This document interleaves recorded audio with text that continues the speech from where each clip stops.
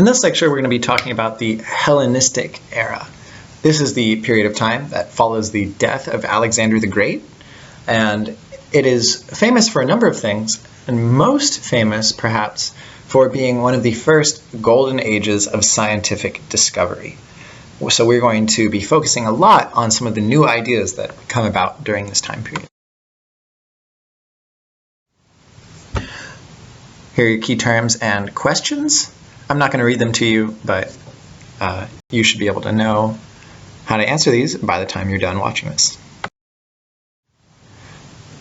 Right. So the Hellenistic period is a time period that historians refer to that basically goes from the death of Alexander the Great in 323 BC up until the conquest of Greece and the Middle East by Rome around 30 BC. So for 300 years, we are in the Hellenistic period. And this time period was characterized by a number of trends. One was the spread of Greek language and culture to new regions. So after Alexander's conquest, Greek culture spreads throughout the Near East and Egypt. Political instability is another major trend, as smaller rival kingdoms that break away from Alexander's empire fight each other for control of the region. And most famously, perhaps, there are major breakthroughs in science and mathematics that remain important for the next couple thousand years. Let's start by looking at the politics of the Hellenistic era.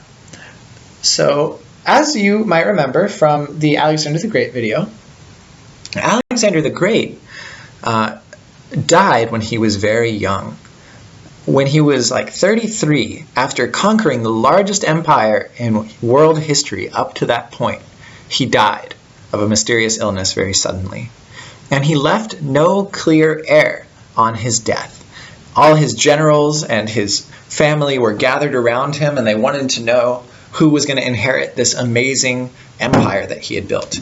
And when they asked who it was going to go to, Alexander famously, perhaps legendarily, replied that it should go to whoever was the strongest. And then Alexander died.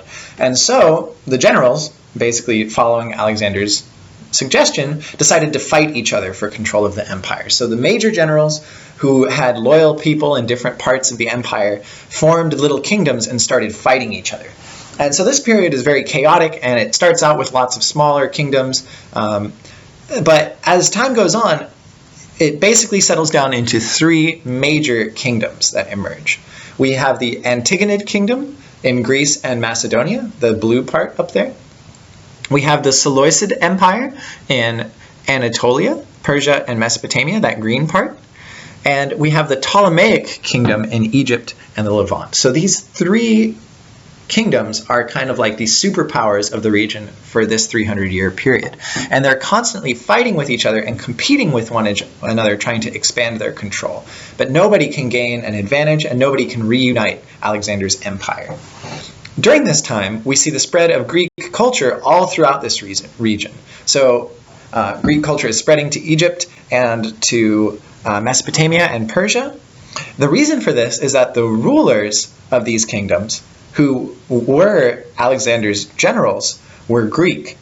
And these Greek rulers, even though they're ruling over foreign cultures, decide that they are going to import Greek ideas and Greek people into these regions. They even hire Greek soldiers to come all the way from Greece to fight in their armies. And so we see the spread of Greek ideas and the replacement or mixing of Greek ideas with other ideas. And so the city-states that we spent a long time talking about, Sparta and Athens, actually become very unimportant politically in this time period because they're not able to compete with these new giant kingdoms that have emerged. So during this time period of kind of chaos and change, we see a lot of interesting new ideas and cultural movements arise. And this is actually a trend that you'll see a lot in history. When politics is awful and things are chaos, people seem to come up with the coolest ideas. So anyway, let's start by looking at art and architecture. So as we already mentioned, Greek ideas were spreading into the Middle East, and Greek art and architectural styles were also spreading to the Middle East. And the rulers of these different kingdoms that we looked at, and also the wealthy people who lived in different cities, wanted to spend a lot of money to show how classy they were, how Greek they were. And so they would build these amazing buildings and statues basically to demonstrate their wealth, their power, their Greekiness. So what we see is that architecture and sculpture becomes bigger and more dramatic than in classical Greece, maybe because these guys have something to prove as they're building all of these things. And so there are two famous examples there. There's the Pergamon altar, which was a giant monumental structure that was built in the city of Pergamon and now actually exists inside of a giant museum in Berlin, Germany. They took it apart and reassembled it there. And down there is one of the most famous sculptures from the time period called The Death of Laocoon and His Sons. And you can see how much movement is captured in this sculpture here. You can see the anguish on the guy's face. You can see his muscles flexing as he tries to get away from that giant snake that's constricting him.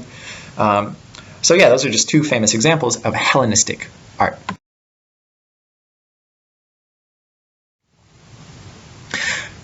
So most famously, in the Hellenistic period, we see the growth of math and science in the region. And the center for all of this is the Great Library of Alexandria, which was the largest library in the ancient world, and that tragically burned down around the year, I think it was like the year 400. So it's around for like 700 years. And while it's there, it is a gathering place for all of the greatest scientists in the Hellenistic world. And it's funded by the Ptolemaic kings. So the Greek rulers of Egypt are funding this great library, bringing Greek thinkers from all over the world to study there together and to advance the understanding of the world. It's kind of like the world's first university. So anyway, the big breakthroughs we see are in astronomy, mathematics, and engineering. So in astronomy, this guy named Ptolemy comes up with a model of the universe where the Earth is in the center. And this idea, this system, even though it's wrong, was amazing because it allowed for people to look up at the stars and to predict the motions of the stars and planets. So even though it was wrong, it was a really important system because it allowed for us to calculate astronomical occurrences, which is important for calendars and stuff like that, but also just for feeling like we have an understanding of the universe. So using mathematics, Ptolemy was able to build this model and predict the motions of the sun, or the stars, and the moon, and the planets, and stuff like that. Another really impressive guy who worked at Alexandria was Eratosthenes, who was able to correctly calculate the size of the Earth. He was within like 140 miles of the Earth's actual circumference. And he did this all with nothing more than a couple sticks and guys who could walk with a very measured pace.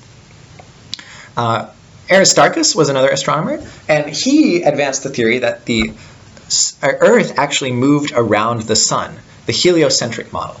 And this was right, obviously, but he was unable to prove his theories because the technology hadn't developed yet. You needed telescopes and stuff to actually prove that the heliocentric model was correct. So even though he advanced the right model, not very many people listened to him. Most people stuck with Ptolemy's system.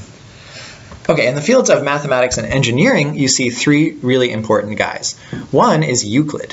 Euclid, you guys have probably already studied because he creates a system of geometry that is still taught today. If you guys have taken geometry class and learned how to calculate, I don't know, like the area of a triangle, or you've looked at like the angles of intersecting lines, you have already studied Euclid, and we still use him today. So this is pretty impressive. They basically master geometry at this point. Another big guy is Archimedes. Archimedes discovered pi, which allowed us to calculate the area of circles. He established many of the basics of physics, rules governing mechanics and how objects work on each other. And he also discovered rules that governed the behavior of fluids, and levers. So he's basically like one of the first physicists. And lastly, there's this guy named Hero who was an inventor, and he invented some incredible stuff. He invented a basic steam engine where you could use heat and pressurized steam to create circular motion, which would become very important later on. He invented a water pump, and he invented a programmable cart that you could program by wrapping ropes around pegs on a little wheel that would circulate. And by wrapping the ropes in a particular way, you could program the cart to move on a particular path. And so some people argue that this was actually the very first computer. Very, very basic, but he established the idea of creating and programming an object using rules. So these are amazing breakthroughs that really advance the way people understand the world and advance the way that people can control the world. And a lot of people think that if the Library of Alexandria hadn't burned down, we would be much more technologically advanced today than we are, because we would have had all of these ideas for much longer. And last of all, the Hellenistic era was also an important time period for philosophy. As things change and as history moves forward, people come up with new ways of understanding what it means to be a person and what we should really be doing with our lives. So during the Hellenistic era, Athens remains the center of philosophical thought, even though it's no longer important politically. And so Athens, like the other Greek city-states, was getting pushed around nowadays by larger powers, and they really couldn't control what happened to them, to their city. And because of this, the philosophers who lived in Athens sort of gave up on big ideas about how a city-state should be structured or how we could create a perfect society. And instead, they start focusing on personal stuff like how do we find peace and happiness. And the two big schools that emerge from the Hellenistic period and that remain really important for a long time are the Epicureans and the Stoics. The Epicureans, they were led by this guy named Epicurus. And so they agreed with the atomists, who you guys might remember, that life really had no outside meaning and that there was no afterlife. That we're basically just made up of a bunch of stuff, and when we die, that stuff breaks apart and we don't exist anymore. And because of this, they believed that human beings should focus on finding peace and happiness in this life and not be afraid of death. As Epicurus famously says, death does not concern us because as long as we exist, death is not here, and once it does come, we no longer exist. So Epicurus, by denying the afterlife, actually said that this helped him to be happier because he didn't have to worry about death, that death just didn't matter because when it came, he no longer existed, so it wasn't a bad thing. So anyway, the Epicureans taught that basically you could find happiness by detaching yourself from the world, sort of not worrying about politics or anything like that, and just focusing on enjoying the simple pleasures of life, stuff like music, art, and friendship. So that's the Epicureans. They remain really popular, they get rediscovered later on, and become really famous throughout Europe later. The Stoics are probably the biggest philosophical movement during the Hellenistic period, and they argue that happiness comes from within you. So regardless of what happens to you in your outside life, you might get sick, or your family or your loved ones might get hurt or die, but they believed that as long as you had the right thoughts and the right mindset, that you could be happy and peaceful no matter what. And this was really appealing to a lot of people who lived in a chaotic and tumultuous world. And so they focused on finding inner peace and inner happiness so that you could live bravely and virtuously within a rough world. And this idea becomes very popular in the Hellenistic world and even spreads throughout the Roman Empire later on. Famously, the Roman Emperor Marcus Aurelius becomes a leading Stoic philosopher and writes a book called the Meditations where he argues for Stoic ideas. There's a statue of the young Marcus Aurelius there with a cool quote there. Very little is needed to make a happy life. It is all within yourself and in your way of thinking.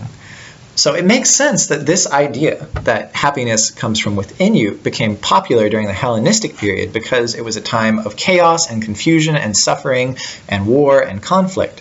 And so the message of the Stoics that really you can find happiness within yourself and deal with whatever hardships the world throws at you was a very comforting thought to a lot of people. And so it spread very widely.